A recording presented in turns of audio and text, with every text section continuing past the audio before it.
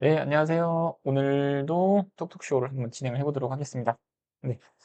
제가 이제 이렇게 진행을 하는 이유 중에 하나는 이제 학원에 처음에 상담을 오셨을 때 선생님들을 한번 보고 그다음에 이렇게 가끔 이제 결제하러 오시는 분들만 이제 선생님하고 간단한 대화를 좀 나누는 정도잖아요. 그쵸? 근데 학원에 보내서 공부를 시키고 있는데 분명히 이제 원하시는 부분이 있을 거라고 생각을 합니다. 네. 그래서 그런 부분들을 요런 톡톡쇼 같은 소통하는 자리에서 좀 편하게 말씀을 해 주시면 제가 그거를 좀 참고해서 또 다른 프로젝트를 진행한다든지 아니면 학생 개별 상담을 진행한다든지 하려고 이렇게 주제를 좀 바꿔가면서 얘기를 하고 있고요. 이번 주제는 이제 기말고사를 앞두고 있잖아요. 그쵸? 그래서 기말고사에 대해서 학생들이 지금 제가 이제 학원에서 이렇게 보면 인제 쪼끔 미리 시작한 학생들은 미리 공부를 열심히 하고 있고 그게 아니고 이제 요즘에 수행평가가 워낙 바쁘다 보니깐 그 수행평가 챙기느라 기말고사는 아직 시작을 못한 학생들도 많더라고요. 그래서 원래는 뭐 4 주, 5주 뭐 이렇게 각자 3주 각자 시험 대비를 하는 인제 기간들이 좀 있지만 근데 제가 생각했을 때는 자기가 원하는 목표에 따라서 그 준비하는 기간도 달라져야 된다고 생각을 합니다. 네. 그래서 아직 시작하지 않은 학생들을 위해서 요렇게 제가 라이브 방송을 좀 하고 그래서 요거를 좀 본 친구들은 이거를 계기로 '이 시점에 이제 한번 시작을 해 봤으면 좋겠다.'라는 생각으로 이제 요런 시간을 한번 마련해 보았습니다. 그래서 언제든지 이제 편하게 얘기해 주시면 그거에 맞춰서 뭐 중간중간 답변도 드리고 할 수 있을 것 같아요. 네. 그래서 오늘 이제 여기 PPT 한번 보시면 어 4 가지 주제 크게 말씀드리면 좀 4 가지 주제로 말씀드릴 수 있을 것 같아요. 이제 몰입도나 집중력을 높이는 방법. 우리가 지금 어떤 학문에 대해서 공부를 하는 게 아니고 시험을 준비하는 거잖아요. 그러니까는 근데 어떤 학생들은 그냥 공부하는 거에 의의를 두는 친구들도 되게 많더라고요.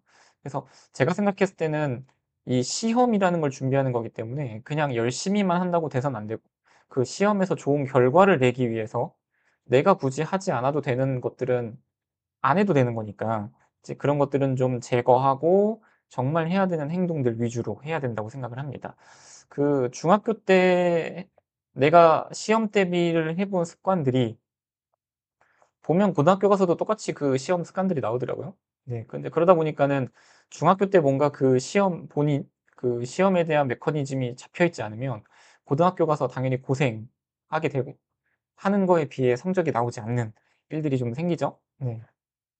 그래서 고등학생들은 혹시 지금이라도 본인이 했던 하는 만큼 결과가 안 나온다라고 하면 좀 이 영상을 보고 좀 수정을 하고 보완을 좀 했으면 좋겠고 중학생들은 여러 가지 좀 많이 시도를 해 보면서 본인한테 맞는 시험 대비 방법을 찾았으면 좋겠다라고 생각을 해요. 자, 일단 몰입, 집중 높이는 방법, 그다음에 두 번째는 이제 시험이라는 것의 본질, 제가 방금 말씀드린 대로 우리는 시험을 준비한다는 것을 좀 이해를 해 주셔야 되고 그래서 기본 4 주는 하는 것 같아요. 학생들이 좀 열심히 공부하는 애들 보면 일단 기본 4 주는 좀 하는 것 같으니 그 4주 프로젝트를 어떻게 하면 좋겠다. 고것도 한번 말씀드리고 그다음에 과목별로 주차별로 "이렇게 공부하세요."라는 팁도 끝에 드리도록 하겠습니다. 자, 첫 번째는 이제 몰입도 집중력 높이는 방법인데 왜 어떤 것은 시간 가는 줄 모를까요? 네. 그죠? 이게 몰입에 대한 정도인데 그 몰입이라는 것을 어렸을 때부터 훈련을 좀 많이 해본 친구들은 공부에서도 그게 좀 이어지는데 이게 특정 어떤 도파민이 나오는 거에만 몰입을 해본 친구들은 공부에서 몰입이라는 또는 자기가 하는 일에 대해서 몰입이라는 것을 하기가 상당히 어렵죠. 그쵸? 그게 점점점 나이 들을수록 잘 안 되는 것 같아요. 네. 그래서 몰입이라는 것을 내가 공부할 때도 좀 해 봐야 된다. 근데 시간 가는 줄 모르는 것들은 뭐 게임할 때나 유튜브 볼 때, 친구랑 놀 때, 그다음에 음악 듣거나 재밌는 영화 볼 때 뭐 이럴 때 시간 가는 줄 모르죠. 그때 이제 몰입이 된 상태인 거예요. 그래서 '왜 이때 몰입이 될 수밖에 없는가?'라고 하면 뭐 일단 재밌죠. 그쵸? 근데 공부할 때는 시간이 잘 안 가는 게 또 문제고 그럼 보면 몰입은 이제 수동적 몰입이랑 능동적 몰입이 있다고 얘기를 해요. 그래서 수동적 몰입은 이제 스트레스나 위기 내가 안 할 수가 없는 그런 불안감을 느끼는 상황에서 우리는 어쩔 수 없이 몰입을 하게 되는 거죠. 그래서 시험에 예를 들어서 얘기를 하면은 벼락치기가 아니겠습니까? 그래서 내일 당장 다음 주에 시험이다 보니 어쩔 수 없이 몰입을 해서 내가 공부를 하는 상황을 만드는 거고, 근데 그러다 보면 어 그렇게 몰입을 해서 안 하는 것보단 당연히 낫겠지만, 해 학생들은 이제 많은 학생들은 해 봐서 알겠지만 결과가 안 좋죠. 그쵸? 그리고 효율도 떨어집니다. 그래서 수동적 몰입보다는 이렇게 지금 능동적 몰입을 하는 게 성취감까지 느낄 수 있는, 그래서 좋은 이 순환 구조를 만들 수 있다는, 선순환 구조를 만들 수 있는 몰입이니까 우리가 능동적 몰입을 좀 하려고 노력을 해야 된다. 그 공부에서 재미를 느껴야 된다라는 말씀을 많이 들어봤죠. 그래서 근데 재밌어야 몰입을 하게 되고 내가 열심히 하게 되는 거지, 재미도 없는데 어떻게 몰입을 하냐. 그리고 이제 간혹 학부모님들은 "얘가 수학의 재미를 좀 느낄 수 있게 해 주세요."라는 말씀들을 많이 해 주세요. 그러면 이제 선생님들은 노하우가 있으니까 얘가 좀 흥미를 갖게끔 이렇게 도와주시는데, 근데 그 흥미를 갖게 하는 방법이 어 잘 되면 돼요. 그쵸? 이제 잘 내가 뭔가를 하려고 할 때 그게 걸림돌 없이 그냥 잘 되면, 그러면 재미를 느껴요, 공부에서. 그래서 수학 같은 경우에는 얘가 단계별로 넘어갈 때 좀 어려워하는 부분들을 그때그때마다 좀 도와주면 선생님 잘 되는데요? 좀 알겠는데요? 좀 재밌어요." 뭐 이런 얘기들을 좀 하게 됩니다. 어. 그래서 내가 이 말씀을 드린 이유가 뭐냐면, 공부를 이제 해 보니까, 저도 이제 해 보니까 그 재미라는 것을 본인이 느낄 수 있는 포인트를 찾아야 되는 것 같아요. 그러니까 내가 재밌어서 하는 게 아니고 '나는 이렇게 하니까 성취감이 좀 생기더라. 그래서 그런 재미가 있더라.'라고 해서 강제 억지로라도 그 재미를 느끼려고 해야, 그래야 그 과목에 대한 몰입도가 생기고, 저 같은 경우에는 이제 일하는 데에 몰입도가 생기더라고요.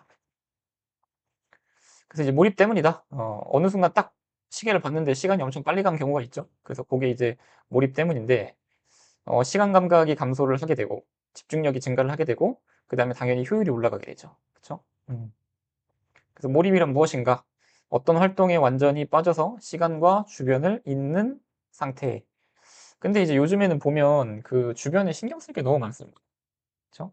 세상도 너무 빠르고, 그리고 그때그때마다 막 반응들도 자꾸 즉각적으로 오죠. 그 피드백들이 너무 빠른 시대다 보니까 학생들이 몰입이라는 것을 뭐 30분, 40분, 1시간 뭐 이렇게 하기가 어려운 것 같아요. 음. 그 몰입이라는 것의 가장 큰 적이 핸드폰 아니겠습니까? 핸드폰의 진동이 잠깐 울리더라도, 또는 음 그 화면이 꺼져 있는데 갑자기 알림으로 인해서 화면이 켜지잖아요. 그러면은 그거 때문에도 자꾸 몰입이 깨지면서 다시 예열을 하게 해야 되고, 그 예열을 하는 순간들이 반복돼야 되니까 당연히 효율은 좀 떨어질 수밖에 없죠. 그죠? 그러면은 그 몰입을 하기 위해서 그 주변에 나의 방해 요소들을 좀 제거하셔야 될 것 같아요. 그쵸? 근데 이제 요것도 내가 문제 중심 사고를 하느냐 또는 해결 중심 사고를 하느냐에 따라 좀 다르다고 생각을 하는데, 그 문제 중심 사고는 뭐냐면, "선생님 저 핸드폰 때문에 공부가 잘 안 돼요."라고 하는 애들이 있어요. 그러면은 이제 제가 물어보죠. 좀 해결 중심적 사고를 하기 위해서 "그럼 어떻게 했으면 좋겠는데?" 라고 하면은 이제 그거에 대한 생각을 전혀 해본 적이 없어요. 그래서 "그래 그럼 뭐 핸드폰을 저기 거실에다가 놔두거나 또는 부모님한테 맡기거나, 아니면 뭐 요즘에는 자물쇠로 이렇게 해 가지고 통에 넣고 잠그는 것도 있던데." 뭐 이렇게 이런 식으로 해결 중심 사고가 돼야 내가 문제점이 생기더라도 그것들을 좀 해결할 수 있게 되겠죠. 음. 자, 공통 이제 특징, 집중이 매우 강하다. 아주 강해요. 그쵸? 그래서 어떤 아이들은 되게 오랜 시간 공부를 하는 것 같지 않은데 이 학생들은 성적이 잘 나온다 하는 애들은 몰입도가 엄청납니다. 네. 그래서 그때그때마다 딱 빡빡 몰입해 가지고 집중력이 매우 강한 상태를 만든 다음에 자주 하는 거죠. 그러니까 오래가 아니고 몰입하는 걸 자주 이렇게 만드는 거예요. 그러니까는 그때그때 효율이 좀 올라가게 되죠. 그쵸? 시간 감각이 사라지고 재미와 성취감이 발생을 한다. 그쵸? 그래서 그 몰입도라는 것을 한 번도 느껴보지 못한 친구들은 없을 거예요. 그래서 학생들도 게임을 하든 핸드폰, SNS 뭘 하더라도 TV를 보더라도 분명히 다 몰입이라는 것을 느껴봤기 때문에 음 공부에서도 그 몰입하는 순간을 자꾸 만들려고 노력을 해야 된다라는 얘기고요. 그러니까 그냥 하는 게 아니라는 거죠. 근데 이제 부모님은 아시잖아요. 그냥 부모님이 이렇게 얘가 공부를 한다고 방에 들어갔어요. 일단 기분은 "그래 한번 해 열심히 해." 해서 칭찬해 주시고 그다음에 이제 방에 들어가서 공부한다고 해서 그 옆에 이렇게 보고 있는데 이게 도대체 공부를 하는 건지 아니면은 그냥 책을 글자를 읽고 있는 건지 잘 모르겠을 때가 있죠. 그쵸? 그래서 걔는 분명히 지금 몰입을 안 하고 있는 상태인 거고 그래서 부모님은 이제 그게 느껴지실 겁니다. 근데 본인도 그 학생들은 반드시 '내가 지금 이거를 몰입해서 하고 있는가?' 근데 몰입도 훈련이기 때문에 그 훈련을 계속해야 된다라는 말씀을 좀 드리는 거고 자 근데 그럼 이제 몰입을 잘하려면 어떻게 해야 되느냐부터 시작을 해야 되겠죠? 우리가 이제 공부하는 태도를 만드는 거니까. 자 명확한 목표가 좀 필요합니다. 목표 없이 그냥 하는 거는 분명히 오래가지 못해요. 그래서 제가 학생들한테도 공부를 시킬 때 처음에 하는 건 무조건 계획표예요. 그래서 애들이 뭐만 하면 제가 이제 계획표 세우라고 하니까 그 계획이라는 단어만 나와도 진절머리가 나는 것처럼 막 그러는데 계획을 세우지 않으면 저는 뭐 MBTI P예요.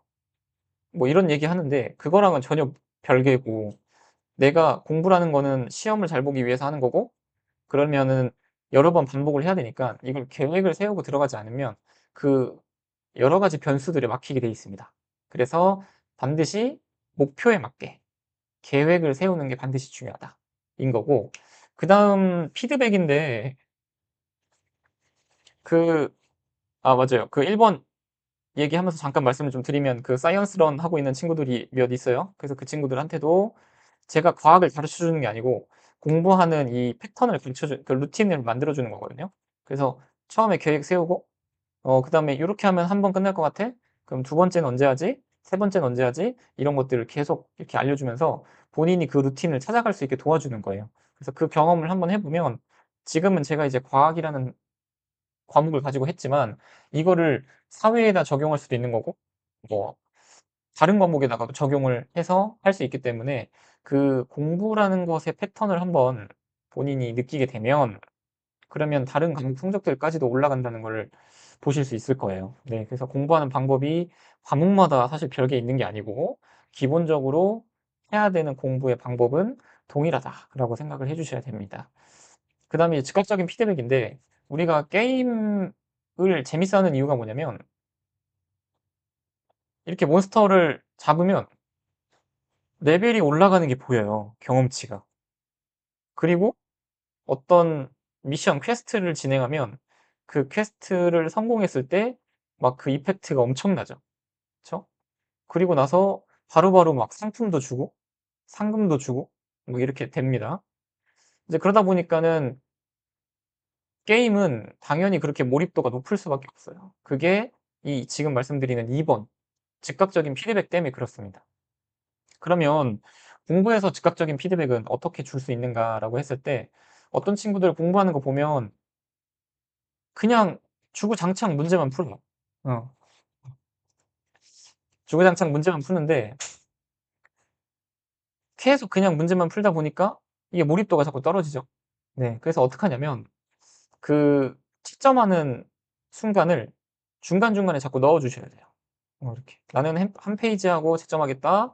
한 장하고 채점하겠다.' 뭐 이런 식으로 하면서 내가 지금 하는 것을 잘하고 있는가에 대한 피드백을 계속 받아야 되겠죠. 그쵸? 그리고 학원을 다니는 이유 중에 하나도 이 즉각적인 피드백 때문에 그렇습니다. 학생들은 공부를 하라고 하면 그냥 공부 아까 말씀드린 대로 문제만 쭉쭉 풀잖아요. 근데 학원에서는 중간중간 계속 테스트를 봐요. 그쵸? 테스트를 보고 선생님이 질의응답을 하고 이렇게 하다 보니깐 얘가 지금 잘하고 있는지 못하고 있는지에 대한 피드백이 주어지다 보니 학생들도 좀 자기 실력을 알게 되고 "이렇게 준비했을 때 더 결과가 좋더라." 이렇게 얘기를 하게 되는 거죠. 음. 자, 그다음에 실력과 도전의 균형. 그래서 내가 지금 실력이 어느 정도냐에 따라서 얘를 도전할 거냐 마냐를 좀 정해야 될 것 같아요. 그러니까 실력은 정말 최하인데 최상 문제를 풀고 있으면 당연히 몰입도가 깨지겠죠. 재미가 없겠죠? 뭐 이렇게 되는 거고.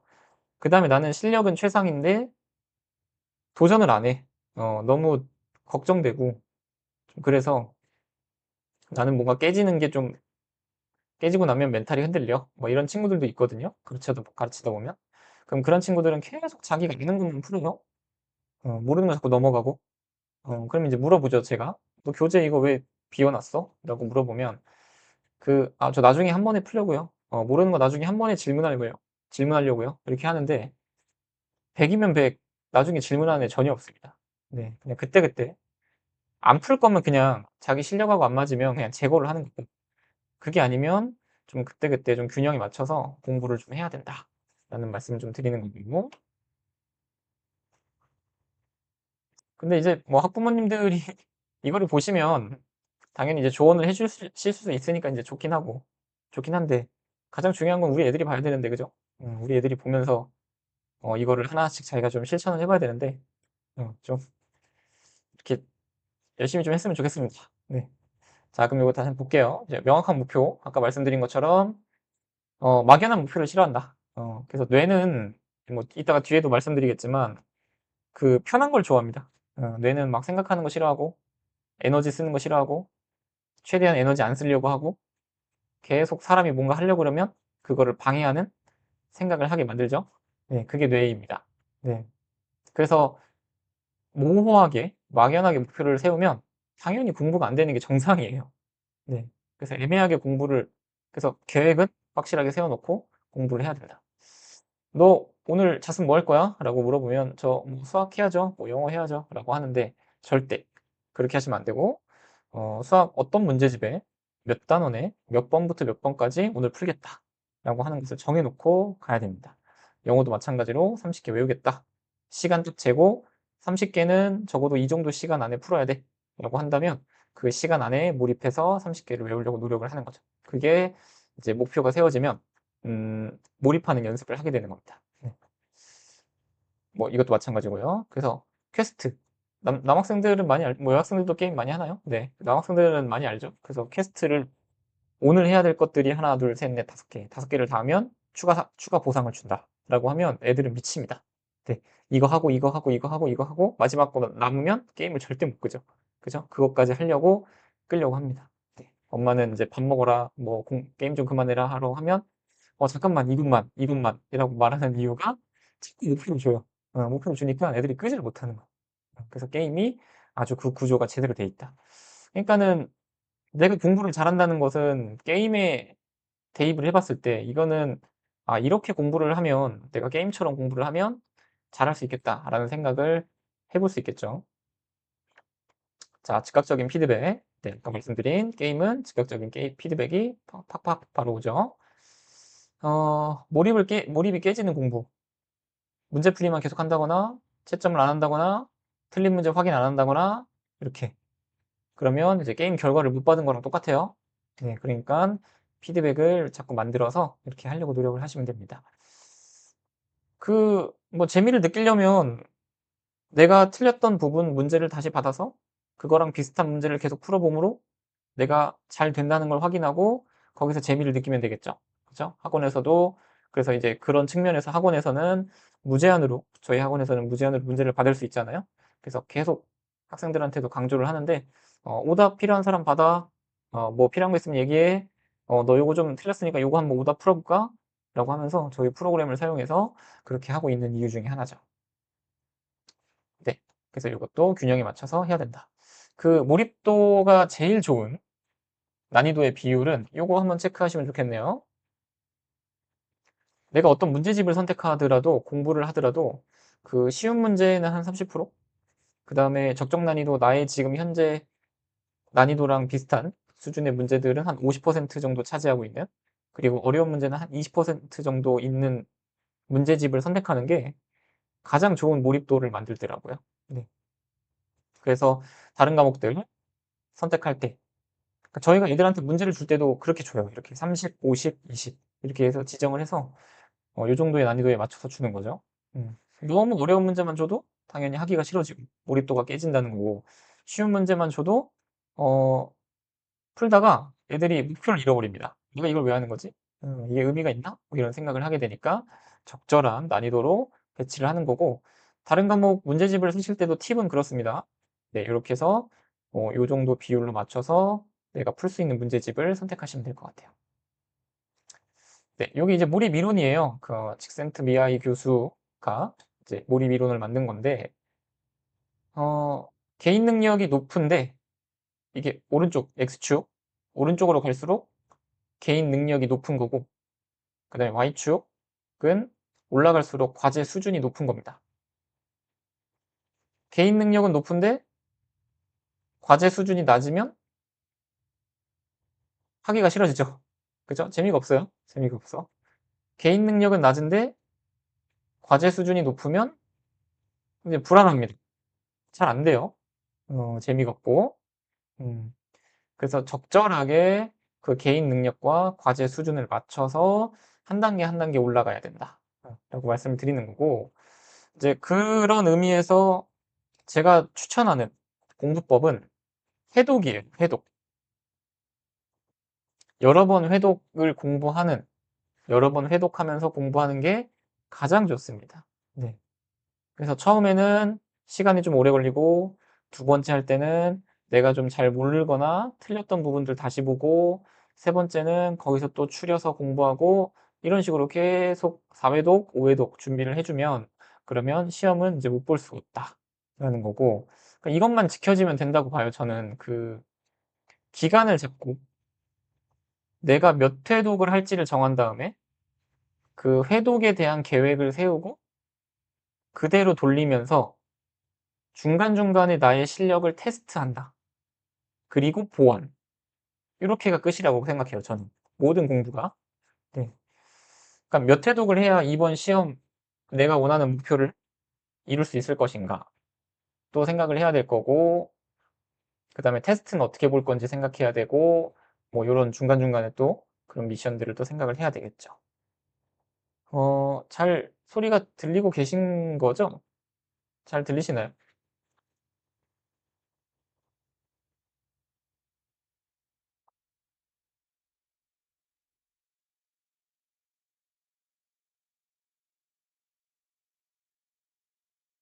그 다음에 이제 상위 1% 학생들의 비밀. 뭐 요런 거. 그 애들한테도, 야, 우리 그 이번 주 주말에 요거 시험 대비 전략 선생님이 라이브 방송할 거니까 들어와라고 하면 애들의 대부분이 뭐라고 생각하냐면, 뭐 별거 없잖아요 라는 생각, 뭐 들어도 뭐 달라지는 거 없잖아요, 이런 어떤 방어하는 생각부터 먼저 하게 되거든요. 근데 막상 학생들한테 너 그러면은 시험 잘 볼 수 있는 전략은 세워놓고 하고 있니? 라고 물어봤을 때 대답을 못 하죠. 그럼 대답을 못 한다는 건 모른다는 거예요. 네. 그러니까는 당연히 행동으로 이어지지 않는 거고, 그러니까 성적이, 원하는 성적이 안 나오고, 이제 어머니, 아버지의 속이 터지는 거죠. 그쵸? 자, 공부 잘하는 학생은 일단 공부 시간이 길다. 그래서 무조건 막 되게 하루 종일 공부하는 줄 아는데, 절대 그렇지 않습니다. 그러니까 뭐냐면, 이렇게 끊는 거예요. 끊어서 공부하는 것을 잘해요. 어. 공부를 잘하는 애들을 보면, 공부 시작 속도가 빠르다. 자, 뭐 예를 들어서, 내가 40분을 공부하고 10분을 쉬고 또 40분을 공부해요. 근데 40분을 공부하고 10분을 쉴 때 다시 시작을 해야 되잖아요. 잘하는 애들은 그게 바로 되는데 못하는 애들은 그게 안 된다는 거예요. 그러니까는 쉬면 끝이에요. 걔네들은. 그러니까 그 차이인 거죠. 그래서 시작 속도가 빠르다는 거, 그다음에 집중 시간이 당연히 길어지죠, 점점. 몰입도가 좋으니까 40분이 아니고 50분, 50분이 아니고 60분, 60분 하고 5분 휴식, 60분 하고 5분 휴식. 그러니까 이렇게 하니까 이게 효율이 안 좋을 수가 없다. 효율이 안 좋을 수가 없다는 거고, 몰입 상태가 자주 발생한다. 그쵸? 이렇게 딱 집중을 잘 해줘요.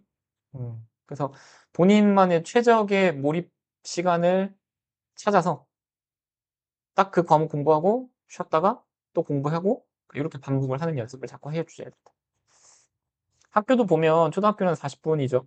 한 교시가. 중학교는 45분, 고등학교는 50분. 점점 그 몰입도에 대한 시간을 늘려가면서 그렇게 구성이 돼 있는 거죠. 그래서 공부 시간 대비 효율성을 높이는 게 제일 중요하다. 그 효율성이라는 것은 효과를 시간으로 나눈 거잖아요. 그 효과가 엄청 좋았어요. 근데 들어간 시간이 적어. 분모에. 그러면 효율이 좋다고 얘기하는 거예요. 효과가 안 좋았는데 시간을 엄청 많이 들였어요. 그러면 이제 효율이 너무 낮아지는 거죠. 그쵸? 그래서 효과와 시간을 적절하게 잘 해서 좋은 효율을 만들어내야 된다. 음. 그래서 여기 뭐 이런 거 있으면 캡처 해두세요. 네, 캡처 해두시고 자녀들한테 보내주시면 좋겠죠? 네. 처음에는 이게 뭐야 라고 할 거죠. 그죠? 원래 안 하던 거니까. 안 보내고 뭐 이렇게 대화도 안 해보고. 근데 저는 이런 시간을 자꾸 만들게 된다고 생각을 해요. 그래서 자꾸 만들고 얘기 나누고 뭔가 당연스럽게 환경을 만들어주는 것. 그래야 애들이 변하지. 당연히 엄마 아빠가 말하는 거 안 듣죠. 그쵸? 어쩌다 한 번씩 그렇게 말씀을 하시니까. 근데 선생님은 당연히 공부를 시키는 사람이다 보니 이 사람하고는 내가 선을 지켜야 된다라는 걸 알고 있어서 사실 말을 듣는 거지. 사람으로서 봤을 때 뭐 엄마 아빠는 안 무섭고 선생님은 무섭고 이건 아니죠. 그쵸? 그건 아니기 때문에 어머님 아버님도 적절한 선을 자꾸 정해주시고 계속 아이들과 이런 환경과 시간을 만드시면 분명히 달라질 때가 올 겁니다. 네. 집중력 폭발시키는 세 가지 환경, 스마트폰, 그 다음에 공부할 때 그런 친구들이 있어요. 오늘은 영어만 내가 박살낸다. 오늘은 수학만 박살낸다. 뭐 이런 친구들이 있는데 한 과목을 공부할 수 있는 시간이 그렇게 길지 않아요. 네, 그러니까 몰입할 수 있는 아까 말씀드린 대로 최적의 시간을 찾고 끊어서 수학, 영어 뭐 이렇게 해주시면 됩니다. 그리고 공부 시작 루틴을 조금 짧게 만들어가지고 어, 좀 바로바로 공부할 수 있게 좀 해주시면 좋을 것 같아요. 그래서 책상 정리는 좀 평소에도 미리미리 좀 해두시고 그 다음에 타이머 같은 거 놓고 딱 그 시간 재서 할 수 있게 하고 그 다음에 플래너 작성하면서 목표 하나하나씩 삭제해가는 그렇게 해서 루틴을 만들면 좋을 것 같습니다.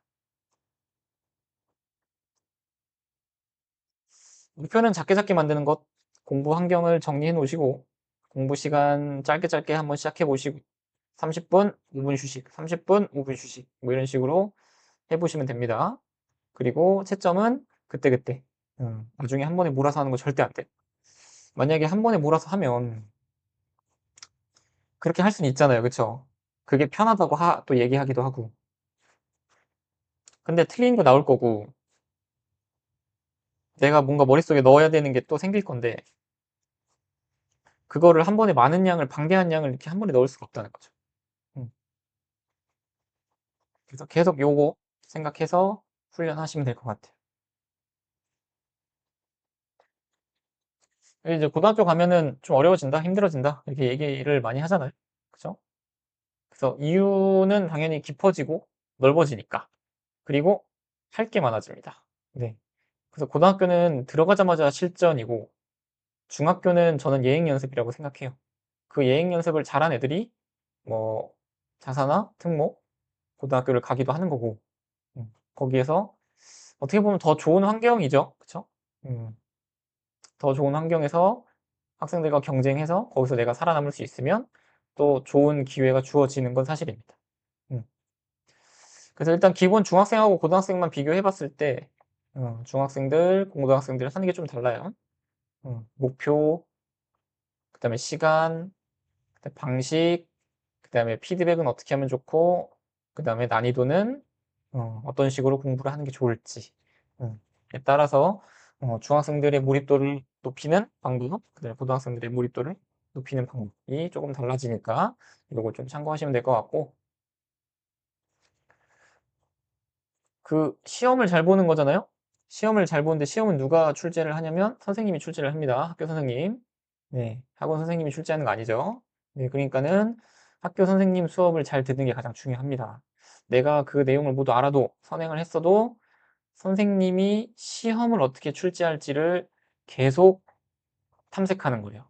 네, 그러니까 내가 그 내용을 몰라서 수업을 듣는 게 아니고 선생님이 시험을 출제를 하실 거니까 분명히 강조하는 게 있을 거란 말이에요. 가르치는 방식이 있을 거고. 그러니까 그거에서 선생님이 저기서 시험을 낼 것 같은데 라는 느낌으로 만약에 선행한 친구들은 그렇게 듣는 거지. 그냥 내가 내용을 몰라서 듣는 거라고 생각하시면 안 돼요. 필기 잘 하시고, 그 다음에 선생님하고 아이 컨택 잘 하시고, 네, 그래야 하나라도 더 알려주죠. 선생님들도 본인 말 잘 듣는, 본인과 잘 맞는 학생들 당연히 좋아할 수밖에 없습니다. 네, 자세.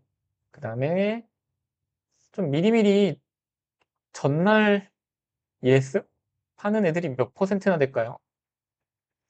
예습이 힘들죠? 그쵸? 근데 복습하는 것도 바빠 죽겠으니. 그러니까 예습은 좀 힘들어도 그러면은 수업 시간 전에 오늘은 어디 하는지 정도, 그리고 어떤 포인트가 나올 건지 이렇게 큰 그림 정도는 좀 그려보는 게 수업을 들을 때 내가 집중도를 올릴 수 있는 방법이겠죠. 그래서 요 내용 나오네 오늘. 그거를 알고 듣는 거랑 그냥 갑자기 모르고 있다가 듣는 건 다르죠. 그리고 그 내용이 나올 줄 몰랐다면 집중을 안 하고 딴 생각을 하고 있을 수도 있고, 그러면은 그냥 넘어갈 수도 있잖아요. 그쵸? 그러니까 쉬는 시간 때 짧게라도 다음 수업 준비하면서 1분이든 2분이든, 네, 시간이 뭐가 중요하겠습니까? 잠깐이라도 좀 그렇게 보면 도움이 될 것 같다. 질문하는 친구들이 최고입니다. 정말. 네. 내가 학원을 다니는데 지금 질문을 잘 안 한다 라고 하면 요거는 진짜 반성하셔야 돼요. 그래서 제가 선생님들한테도 그렇고 제가 수업을 할 때도 그렇고 가장 강조하는 건 질문이에요. 네. 질문을 통해서 선생님하고의 생각을 교류할 수 있고, 그리고 집중도가 훨씬 올라갑니다.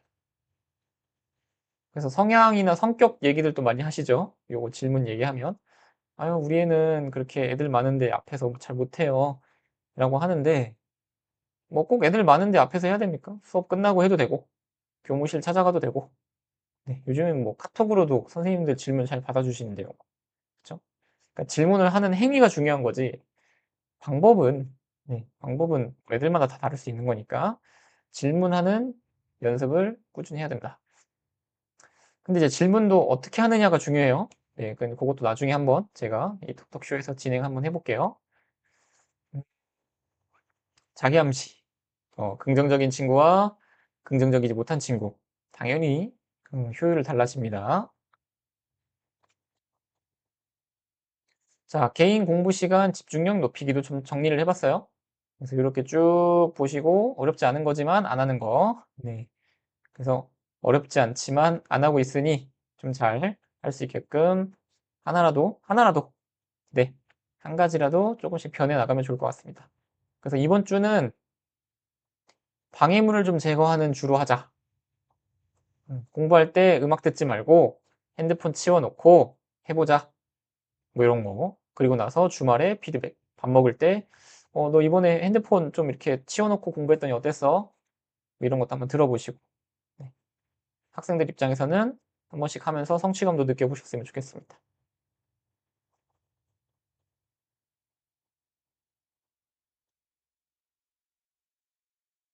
그 기억에 가장 오래 남는 공부법 해서 좀 정리를 해봤는데, 그 공부를 하고 나서 24시간 뒤에 얼마나 그 공부했던 내용이 남느냐라고 했을 때 퍼센트 단위는 일방적으로 수업 듣는 거는 5%밖에 안 된다. 그러니까 그냥 겉핥기 하는 거예요, 겉핥기.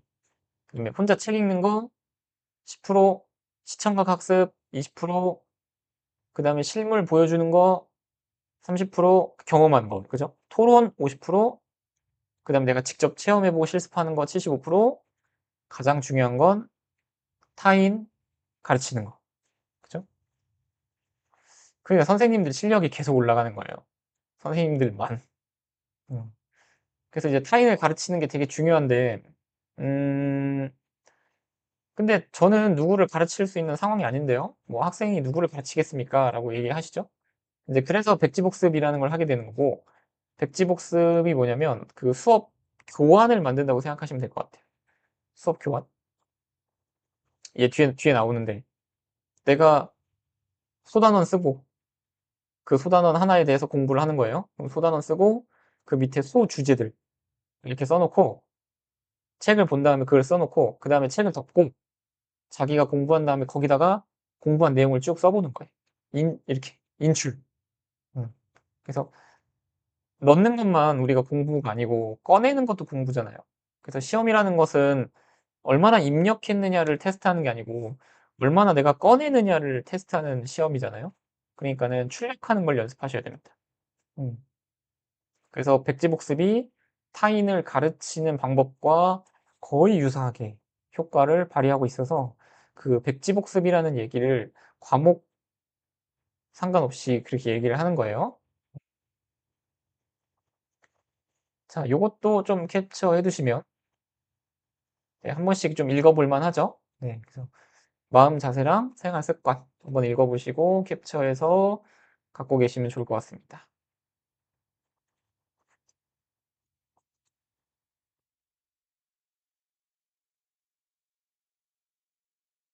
자, 그래서 우리는 이제 뇌를 소개해야 된다. 네. 저는 그렇게 생각하고 살아요. 그 뇌는 다른 사람이에요. 제 뇌는 다른 사람이에요. 그래서 내가 정말 하기 싫을 때 얘를 속일 방법을 찾는 거예요. 왜냐면 뇌는 게으르고 단순하다. 그 다음에 장소랑 행동을 같이 기억한다. 그래서 그럴 때 있잖아요. 어느 장소에 갔는데 그 장소만 가도 그 전에 했던 것들이 다 기억이 나는. 그쵸? 그 장소에 가서 그 냄새만 맡아도, 그 향기만 맡아도 그때 했던 추억들이 쭉 떠오르죠. 그쵸? 그렇게 되는 거고. 그래서 공부가 잘 되는 그러니까 과목마다 공부가 잘 되는 공간이 다른 친구들이 있어요. 그래서 영어는 뭐 스카 가서 한다던가, 수학은 나는 학원에서 하는 게 제일 좀 편하더라. 그 다음에 암기 과목은 이렇게 집에서. 그래서 얼마 전에 무슨 프로그램 보니까 방 안에 공부할 수 있는 공간이 여러 개예요. 독서실 책상, 일반 책상, 스탠딩 책상 그래가지고 되게 여러 개를 이렇게 해놓고 옮겨 다니면서 공부를 하더라고요. 그래서 그 친구는 자기만의 방법을 찾은 거고 거기 딱 이렇게 책상을 옮겨가면서 몰입도를 높여서 했던 거죠. 끝이 보여야 집중을 합니다. 뇌는. 네, 그래서 아까 끊어서 이렇게 좀 짧게 짧게 하라고 이렇게 말씀을 드린 거고. 그리고 목표가 없으면 끝이 없죠. 나 언제까지 해야 돼? 라는 생각이 자꾸 뇌가 드는 거예요. 그러니까 내가 그 생각을 하고 내가 그 생각을 하고 싶지 않아도 뇌는 그렇게 생각을 한다는 거예요. 아, 도대체 이거 언제 끝나? 자꾸 에너지 나 쉬어야 되는데 이렇게 하니까 자꾸 사람을 괴롭히는 거죠. 하지 마, 하지 마. 가서 침대 가서 누워. 이렇게. 음. 그래서 마감 시간 정하고 몰입하고 쉬었다가 또 몰입하고 자기 암시 계속 하는 거예요. 긍정적으로 몰입하는 거 연습하고 습관을 만드는 거죠. 그래서 내가 처음에는 그게 잘 안 돼서 의식적으로 해야 된다고 하더라도 그게 습관이 되면 나중에 이제 무의식이 되겠죠. 무의식의 자리를 잡으면 그때부터는 효율이 엄청나게 올라가는 겁니다. 자, 그럼 시험 대비 이제 전략을 한번 세워볼게요. 이제 우리가 그동안 앞에서는 공부하는 방법, 뭐 몰입하는 방법 이렇게 해서 기본 습관과 태도를 만들었다면 그러면 이제 시험 대비를 하는 전략을 세워봐야 되겠죠. 자, 인풋, 아웃풋. 그쵸? 인풋 중요하지만 아웃풋이 훨씬 중요하다. 내가 적은 양을 집어넣고 그 배로 꺼내내 쓰는 사람이 있고 많은 양을 집어넣는데도 불구하고 시험 때 그거를 다 꺼내지 못해서 좋은 점수를 받지 못하는 친구들도 많죠. 그래서 자꾸 꺼내보는 연습을 해야 된다는 거예요. 말해보고 써보고 이렇게 자꾸 해봐야 된다. 말해보는 거 구술 테스트, 써보는 거 서술 테스트 이렇게 자꾸 해보는 게 중요하다. 뭐 정부에서도 그게 중요하다고 하니 서술, 논술, 형으로 자꾸 바꿔나가는 거잖아요. 그래서 들어보셨겠지만 수능도 점점 형태를 바꾸려고 하는 거고, 지금 이제는 그런 암기형. 처음엔 좀 그랬죠? 처음엔 암기형이었고, 두 번째는 그래도 좀 사고력을 테스트하는, 지금 현재의 수능은 이렇게 됐지만, 사고력을 테스트하는 것만으로는 의미가 없다, 이제는. 그래서 더 많은 것들을 요구하고 있는 거예요. 실력이랑 시험력은 조금 다르죠? 또, 내가 실력이 있는데도 시험을 못 보는 친구가 있고, 실력이 없는데도 시험을 잘 보는 기가 막힌 애들이 있습니다. 네. 그래서 실력은 어떤 개념을 정리하고 구조화하고 이렇게 하는 능력들이고, 그 다음에 시험력은 시간 내에 내가 그거를 이렇게 꺼냈을 수 있는, 출력하는 아웃풋의 능력이 좋은 친구들이 있습니다. 수학을 예를 들면, 그 애들이 당황하면 문제를 못 풀죠.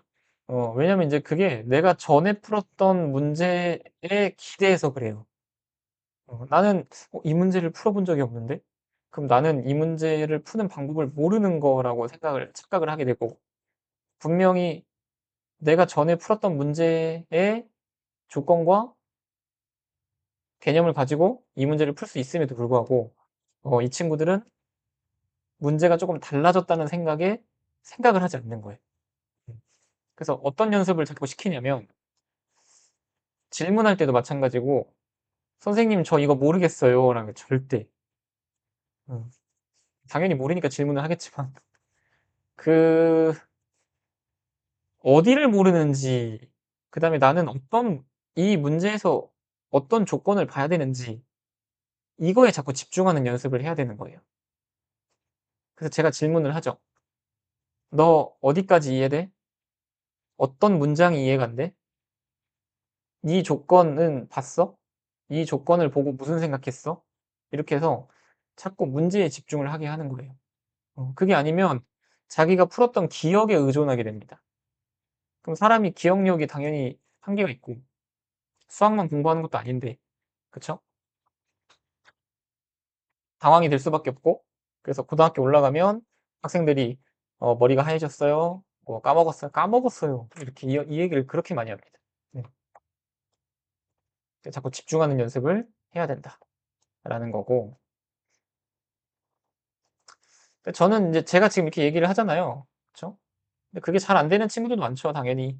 근데 이런 톡톡쇼를 제가 지금 이렇게 처음에 말씀드렸지만 꾸준히 자꾸 하려고 하는 이유가 뭐냐면, 이럴 때 소통을 하시면 된다는 거예요. 우리 애가 그런 부분이 잘 안 되는 것 같은데 혹시 그런 부분을 좀 학원에서 이렇게 챙겨주실 수 있는 시간이 있나요? 라고 하면 제가 만들죠. 그쵸? 제가 만들고, 뭐 정 안 되면 다른 또 프로그램을 또 이용해서 하기도 하니까, 네, 어찌됐건 해결책을 드립니다. 그래서 다른 학원은 모르겠어요. 근데 저는 제가 이제 학원을 지금 좀 꽤 운영을 하면서 드는 생각이, 자꾸 이렇게 뭔가 이용할 수 있는 공간이면 좋겠다라는 생각을 하고 있습니다. 그래서 저희 학원을 보내시는 학부모님들만큼은 좀 적극적으로 좀 이용할 수 있는 방법을 서로 같이 찾고, 어, 안 되면 또 되게 하면 되는 거니까. 그쵸? 그렇습니다. 그래서 자, 다시 또 이제 돌아와서 시험을 준비한다는 거예요. 우리가 공부를 하는 게 아니니까. 그래서 시험은 많이 맞히는 게 전략인 시험이 있고요. 운전면허는 60점인가요? 70점을 통과하면 합격이죠? 그래서 많이 맞추면 돼요. 그래서 그럴 땐 어떻게 공부를 하면 되고, 그 다음에 이제 안 틀려야 되는 학교 시험 같은 경우에는 어떻게 공부를 해야 되는가. 그래서 그 시험의 성향에 따라서 공부하는 방법도 조금 달라져야 된다라는 얘기고요. 그러니까는 그 학교의 기출 문제를 먼저 풀어보고, 그 다음에 그 학교 시험의 경향을 먼저 파악하는 게 제일 1번이에요. 이제 학원을 보내면 선생님들이 그 경향을 알고 가르치시는 거니까 학생들이 그걸 그냥 따라가면 되는 건데, 그래도 본인이 학교 시험 난이도는 어떻고 어느 정도까지 공부를 해야 되고 그다음에 어떤 문제집을 봐야 되는지 뭐 이런 것들 꼭 반드시 생각해 보고 공부를 해야 된다는 거죠. 그냥 되는 대로 공부한다고 시험 점수가 잘 나오는 건 절대 아니다. 네, 안 틀리 전략. 우리는 학교 시험을 보는 거니까. 자, 5단계 전략입니다. 5단계. 1번, 그다음에 2번, 그다음에 3번, 4번, 5번 이렇게. 이것도 캡처하시고 이렇게 순서대로 계획표 짤 때 요거는 첫, 첫 번째 주, 요거는 두 번째 주에, 요거는 세 번째 주에, 요거는 이제 4주차 마지막 시험 전에 연습하고 가자. 뭐 이런 식으로 공부하시면 될 것 같아요. 학교 시험이 중요한 이유, 아니 학교 수업이 중요한 이유. 학교 시험을 선생님이 내니까. 그죠? 그래서 요거 아까 했던 얘기. 선생님하고 잘 지내는 게 되게 중요해요. 음, 아이 컨택 잘 하시고 선생님한테 하나라도 더 질문하면 알려주고 싶은 마음이 사람인지라 없을 수가 없어요. 네, 그러니까 너 여기 공부 좀 잘 안 했니? 여기 좀 중요하니까 가서 좀 더 해? 이렇게 알려주시죠. 자, 시험 기간 정하고 계획 세우고 그 다음에 끝나고 나서 시험 결과 반드시 분석해 봐야 된다. 그래야 내가 이번 시험 준비를 하면서 했던 행동들에 대한 피드백, 그래야 다음 시험에 대한 준비도 좀 보완할 수 있으니까. 음.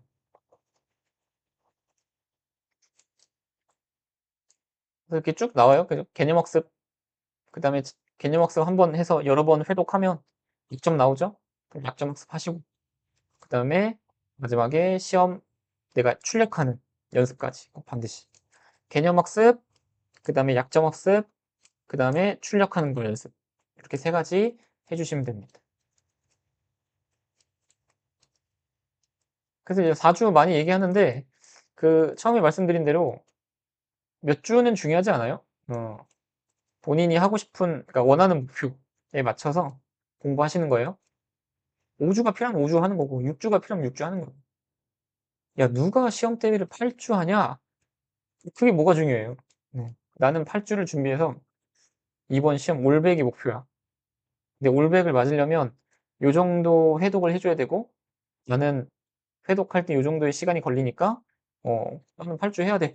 라고 하면 하는 거죠. 그쵸? 근데 뭐 고등학교 때는 사실 해야 될 게 너무 많으니까 내신 기간을 8주 잡기가 어려워요. 왜냐면 수행평가 해야 되고 생기부 또 준비 활동해야 되고 뭐 이런 학교 행사 또 있고 이러다 보니까 그래서 8주를 못 하는 거지. 8주를 하면 당연히 좋죠. 그거에 맞는 목표 세우고 결과를 얻어내면 되는 거니까. 그쵸? 개념학습, 그다음에 약점 보완해서 완전 학습하시고 그다음에 심화. 요거 이제 요 3번은 본인 그 목표에 따라 좀 해야 될 친구가 있고 안 해야 될 친구가 있겠죠. 네, 그리고 확인 학습 해주시고 다시 한번 개념 학습, 그다음에 완전 학습, 그다음에 심화 학습, 그다음에 확인 학습 이렇게 해주시면 됩니다. 그래서 아까 개념 학습, 완전 학습, 심화 학습, 그다음에 확인 학습 이렇게 있잖아요. 그래서 그거에 맞게끔 좀 더 세분화돼 있는 거니까 요것도 한번 보시면 될 것 같아요.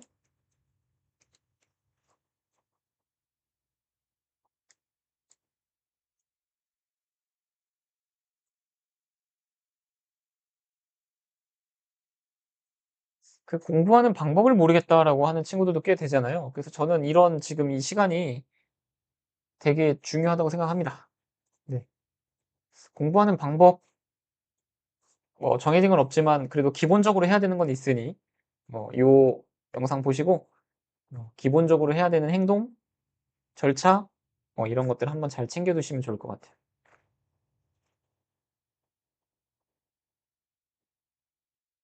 자, 그럼 이제 계획서도 또 작성하는 방법까지도 준비를 해봤어요. 쭉쭉쭉쭉 이렇게, 그죠?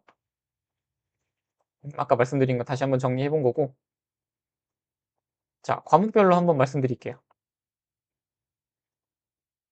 이걸 제가 읽는 건 의미가 없을 것 같고, 그 국어, 영어, 수학, 사회, 한국사, 과학 이렇게 쭉 보여드릴게요.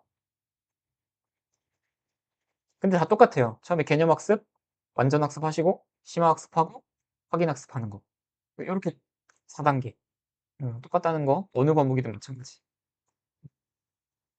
그래서 내가 그 주차에 뭘 해야 될지 모르겠다라고 하면 요거 참고하시면 됩니다.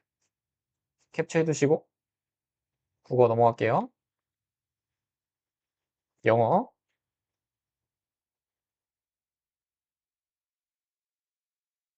그다음에 수학, 그다음에 사회나 한국사, 역사,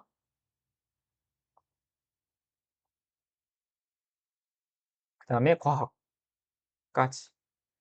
제가 지금 하고 있는 그 사이언스 런도 요거에 맞춰서 하려고 하는 거고요. 근데 시간이 이제 지금 시작하는 친구들은 개념 학습하기도 좀 벅차요. 시간이 좀 짧아서.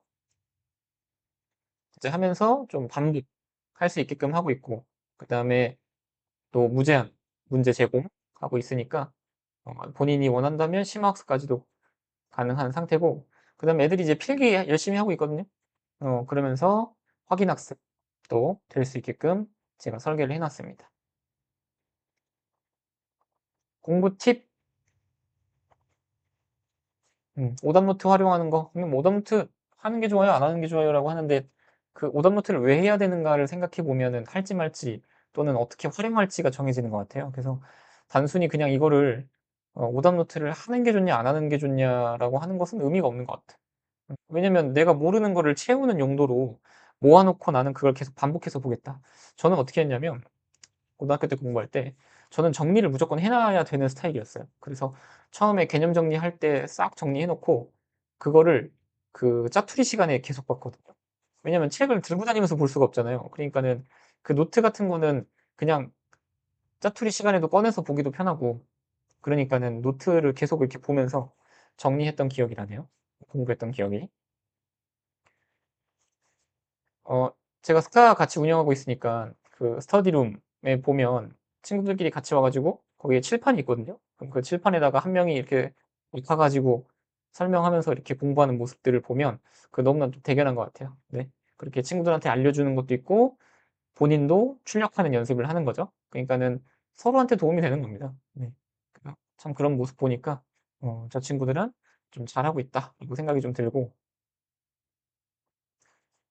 그 실전 연습을 당연히 해 보는 게 좋죠. 뭐 시험 시간 맞춰서 공부 이렇게 번호대에다 시간 분배하는 연습을 자꾸 해 보는 게 도움은 됩니다. 근데 이제 그렇게 한다고 무조건 시험 점수가 나오는 건 아니죠.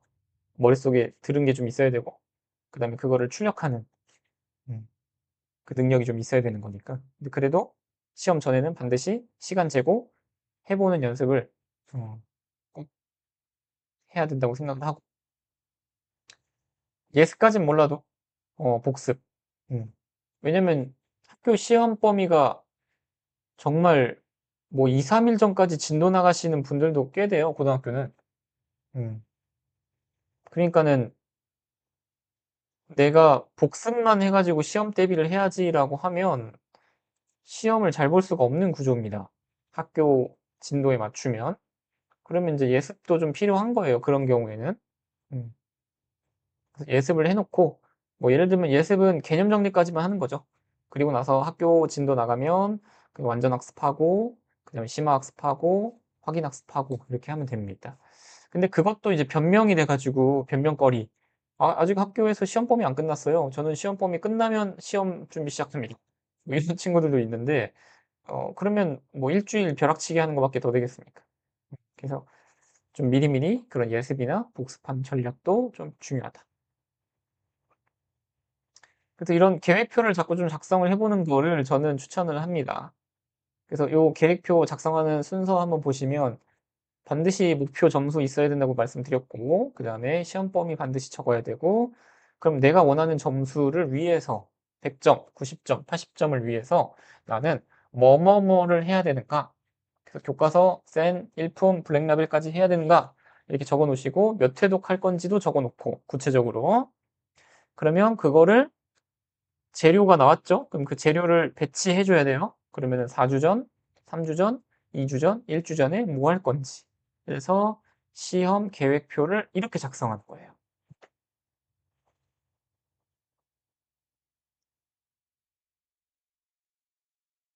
국어도 뭐 예시를 들면 이렇게 말씀드릴 수 있을 것 같고, 수학, 영어, 그러니까 내가 주차별로 뭘 해야 될지 모르겠다라고 하는 친구들은 지금 제가 보여드리는 예시를 따라서 해보는 것만으로도 엄청 달라진다니까요. 과학, 사회, 역사, 네, 이런 식으로 학생들이 직접 이렇게 필기했던 것도 한번 넣어봤습니다.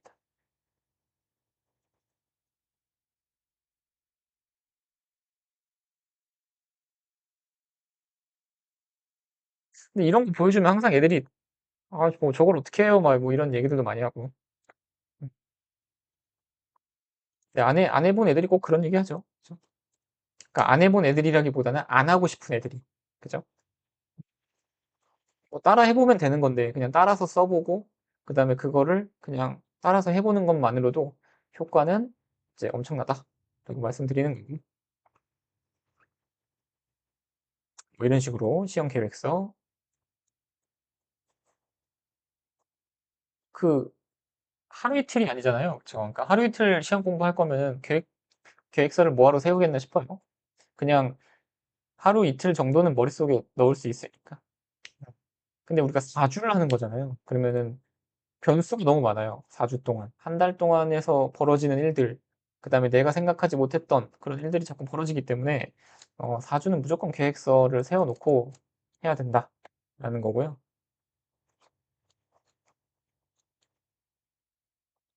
음, 이런 식으로 학생들별로 뭐 컴퓨터로 하는 친구들, 손으로 쓰는 친구들, 뭐 이렇게 각자 자기 스타일이 있죠. 그다음 이제 백지 테스트 하는 것 좀 설명드리면 A4 용지, 그러니까 이제 출력, 확인 학습이죠. 해서 출력하는 연습을 하는 건데 백지에다가 소단원 공부를 한 다음에 소 주제들을 그 칸 나눠 놓은 거에다가 소주제 정도는 적어 놓는 거예요. 그래서 맨 오른쪽 보시면 지구 자전의 뜻, 지구 자전에 의해 나타나는 현상, 지구 자전의 증거 이렇게 써 있죠. 그거 정도는 써놓고 그 다음에 그 밑에다가 내용을 채워보는 거예요. 이거 뭐라고, 그러니까 처음에는 시켜보면 진짜 하나도 못 적어요. 그러면은 자, 네가 적은 거 놔두고 그다음 빨간 펜 들어.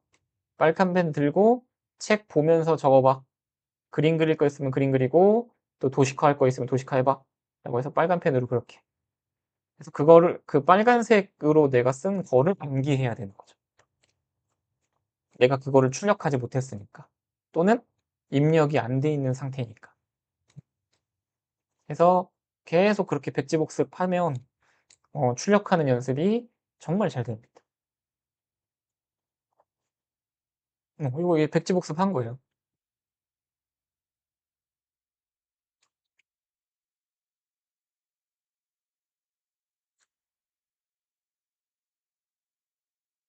이거는 뭐 엄청나죠.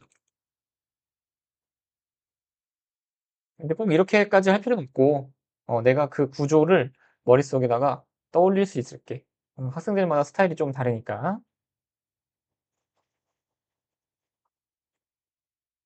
이건 좀 깔끔하네요. 그쵸? 이거 좀 깔끔하게 간단하게 이렇게 키워드 위주로 좀 정리를 했고 수학도 이렇게 정리할 수 있어요. 네.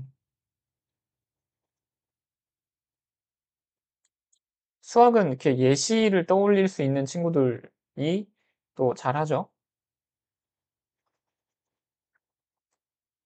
자, 그럼 여기까지가 이제 시험 대비에 대한 전략이었고, 그 다음에 꼭 정말 중요한 것 중에 하나가 시험이 끝난 후 또 정말 중요해요. 그래서 시험 결과를 분석. 하고 시험 결과서를 작성해 보는 것도 제가 이제 마지막으로 좀 설명을 좀 드릴게요. 시험 문제에 대한 분석, 그다음에 시험 준비 과정에 대한 분석도 하셔야 되고, 그다음에 시험 시간에 대한 분석, 이렇게 세 가지로 나눠서 본인을 조금 판단해 보시면 될 것 같습니다. 문제 어땠는지, 그 준비 과정은 어땠는지, 그리고 시험 시간에 내가 좀 적응하지 못했던 거, 그다음에 어떤 긴장감, 뭐 이런 것들, 그리고 시험 시간에 생겼던 그런 변수들도 통제를 하려고 노력을 해야 되겠죠. 그래서 결과 분석 한번 해봐라라고 하면 뭐 이렇게 쭉 정말 이거는 시험이 끝나고 그날 하는 게 제일 생생하죠. 그래서 뭐 시험을 잘 봤니 못 봤니 막 찡찡대고, 아니면 뭐 좋아가지고 진짜 오늘만 살 사람처럼 막 놀고 막 이러지 마시고, 적당히 놀고 적당히 슬퍼하고 이렇게 다음 시험을 또 준비하는 것이 좀 성장하는 데 필요한 또 요소가 되겠죠.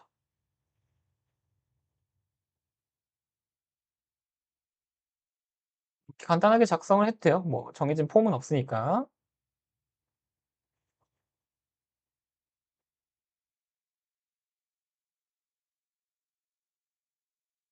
뭐 긴장감 없애는 방법도 정리를 좀 해 봤는데, 뭐 완벽하게 준비하는 것 뭐 제일 최고예요. 그래서 제가 가르쳤던 친구 중에도 그 시험 시간에 긴장감을 극복하기 어려웠던 친구들도 좀 있는데, 그런 친구들한테는 그냥 완벽하게 준비하는 것이 가장 중요할 것 같아요. 그리고 내가 시험 시간이 어려우면요, 그 자신감을 갖고 있는 상태에서도 시험이 어려우면 다른 애들도 어려워요. 그러니까는 '와 이거 어떡하지? 나 이거 틀리면 어떡하지?' 생각할 거 없이 '이거는 진짜 나만 어려운 게 아닐 거야.'라고 해서 좀 그 시간 내에는 과감하게 넘어가는 것도 방법입니다. 그리고 엄청 긴장될 때 그 긴장을 좀 이렇게 풀어내는 뭐 심호흡을 한다든지, 뭐 본인만의 이렇게 방법을 만들어 가지고 그 시험 시간에 너무 막 긴장이 돼 가지고 그러면 그거를 자꾸 풀어내는 연습을 하는 것도 몸이 기억하겠죠. 네. 자, 그래서 오늘 이제 준비한 건 여기까지인데, "너를 가로막는 걸림돌이 있으면 돌아서지 말고 올라서라. 그것을 디딤돌 삼아 더 높아진 자신이 되어라." 네. 좋은 명언들 많아요. 그쵸? 그래서 그 명언들도 자꾸자꾸 보고 성공한 사람들 얘기도 들어보고 라고 하면 사람이 좀 긍정적으로 바뀌게 되는 거고, 이렇게 된다고 저는 생각을 하고 그렇게 교육을 하고 있습니다. 그래서 오늘은 시험 대비 전략에 대해서 알고도 하지 않는, 그죠? 알고도 하지 않는 시험 대비 전략에 대해서 좀 정리를 해 봤고, 이 중에 전체를 다 적용할 수는 없잖아요. 그쵸? 그 학부모님들도 학생들이 이걸 보게 하시고, 보게 하신 다음에 그 하나하나 모든 걸 다 잔소리하지 마시고요. 딱 보셨을 때 '이거는 우리 애한테 진짜 제일 필요하다.'라고 하는 거 하나 정도 좀 정해서 적용 한번 시켜 보십시오. 네, 그러면 조금씩 달라지지 않겠나 싶습니다. 네. 그래서 오늘은 여기까지 진행을 하도록 하겠습니다. 네, 수고하셨습니다. 종료하겠습니다.